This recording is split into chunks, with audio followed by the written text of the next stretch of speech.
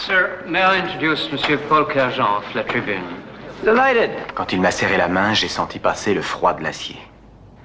Mais dans ce cas, cette poignée de main vaut 1,750 milliard. À partir de là, tout s'enchaîne.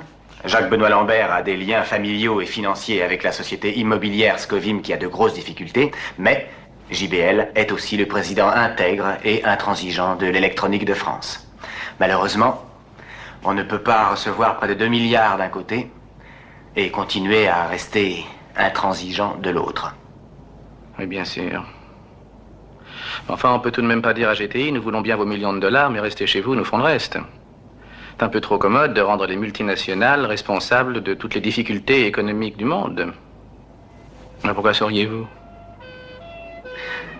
Parce que cette soirée de la convention, le PDG de GTI m'a dit exactement la même chose. Delighted. So, Mr. Kerjan. Pardon. Alors, Monsieur Kerjan, est-ce que votre journal fait partie de ceux qui pensent que les sociétés comme GTI sont responsables des malheurs de l'Europe? Oh. Ce sont les économistes qui disent ça.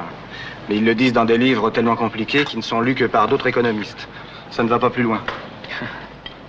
Et vous, Monsieur Kerjan, vous lisez ces livres? J'en ai lu quelques-uns.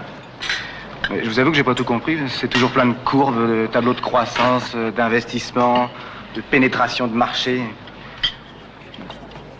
Il y a quand même 3 ou 4 chiffres que j'ai retenus et qui m'ont fasciné.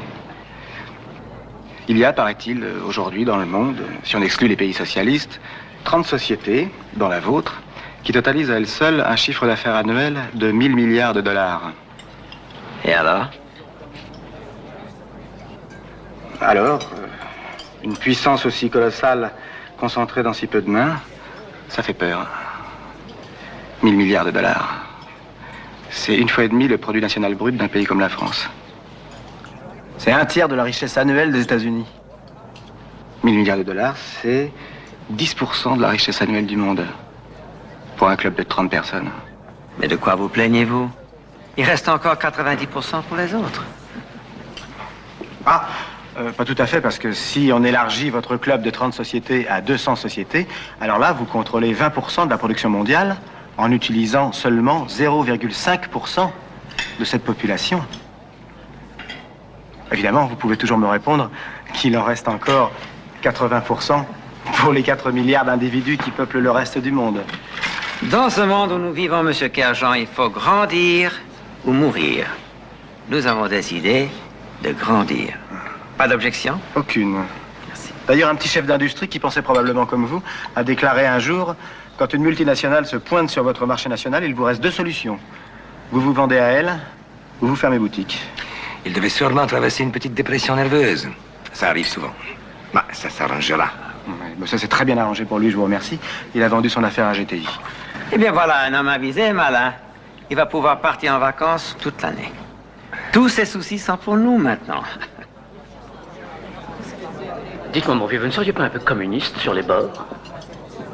D'abord, si j'étais communiste, je ne serais pas sur les bords, comme vous dites. Ensuite, réfléchissez, est-ce que je serais journaliste à la Tribune? C'est vrai, mais faites un peu attention à ce que vous dites. Ce Fred Grid m'a téléphoné le lendemain pour bien s'assurer que votre article serait, disons, moins violent que vos propos. Et il le fut, mon cher Bayen. C'est vrai. Et cela malgré, comme on dit, un incident diplomatique que nous avons frôlé de justesse. C'était, je crois, le directeur GTI pour la Belgique qui a dit, en venant s'asseoir à ma table... Je crois personnellement que cette animosité contre les multinationales vient de ce que l'opinion publique européenne, et particulièrement en France, est profondément ancrée dans le nationalisme. Elle n'est pas encore prête à accepter la mondialisation des affaires. Et elle admet mal la concurrence étrangère. La concurrence étrangère, c'est venir dans un pays pour lui dire, regardez, comme mon produit est meilleur et moins cher que le vôtre. Eh bien, c'est ce que nous faisons. Et non. Non, vous installez carrément dans le pays, vous absorbez au besoin celui qui fabrique le même produit et vous imposez le vôtre à sa place. Vous ne vous attendez tout de même pas à ce que ces gens partent sur le marché vous embrassent. Vous avez tout à fait raison. Ils ne nous embrassent que quand nous venons vous libérer de l'occupation nazie.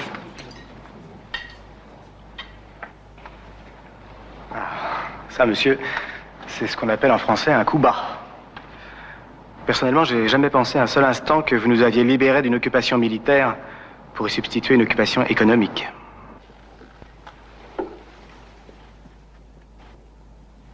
Messieurs, je crois que M. Kierjean sera d'accord avec moi pour admettre que nous venons de faire 2 plaisanteries de très mauvais goût.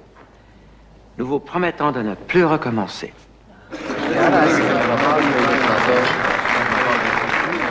C'est à ce moment-là que quelqu'un m'a glissé un papier. Je n'ai jamais su qui. Mais c'était sûrement le seul à qui j'étais sympathique.